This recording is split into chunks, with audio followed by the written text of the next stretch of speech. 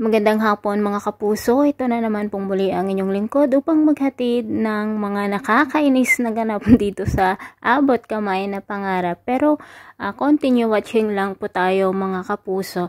Dahilan nga sa nagwagi na naman itong si Moira at naisahan nga niya sina Giselle, Don Pepe at Doc RJ sa pagbebenta nga niya dito sa Apex na walang alam si Doc RJ. Kung kaya't umiiyak si Giselle at sinabi niya na kahit maubos ang kanyang pera ay gagawin niya ang lahat para sa ganun nga ay mabawi nila ang Apex. Kumonsulta nga si Giselle dito sa pinakamagaling na lawyer kung ano ang dapat nilang gawin dahil napakahalaga daw ang Apex dito sa kanyang kapatid na si Obeng. At sa pag-uusap naman ni na Doc Ray at Doc RJ, napag-usapan nga nila ang tungkol dito sa pagbebenta ni Moira sa Apex na wala siyang kaalam-alam at sinabi nga ni Doc Ray na napakasama talaga ang ugali ni Moira. Sa pagkikita naman ni Doc RJ at Annalyn, kasama na rin dito si Joey. Sinabi nga ni Annalyn kay Joey na hindi ba siya nagigilty dahil nga sa ginawa ng kanyang walang modong ina na binenta ang Apex na walang kaalam si Doc RJ.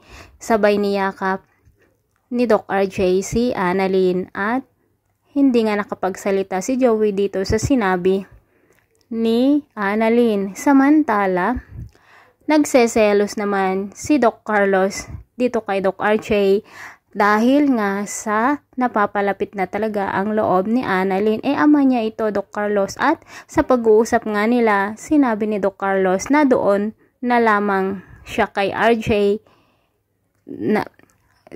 at kahit na napakasama daw ito dahil nangangaliwa sa asawa, kaya doon na lamang siya. Sinagot naman ni Annalyn na kahit na ano pamang kasalanan ang nagawa ni Doc RJ ay ama niya pa rin ito at tao siya na nagkasala lamang at hindi kagaya niya na sinungaling at plastic. Kaya dahilan nga dito sa sinabi ni Annalyn kay Doc Carlos ay sasaktan nga ni Doc Carlos si Annalyn, ngunit darating naman itong si Lynette at makikita nga niya ang pananakit ni Doc Carlos dito kay Annalyn at dito na nga wawakasan ni Lynette ang pagmamahalan nila at dito na nga babawiin na ni Lynette ang nalalapit nilang kasal dahil nga makikita niya na kayang-kaya niyang saktan ang pinakamamahal niyang anak na si Annalyn. Ito lamang po ang aking Churi update. Maraming salamat po sa panonood. Bye-bye!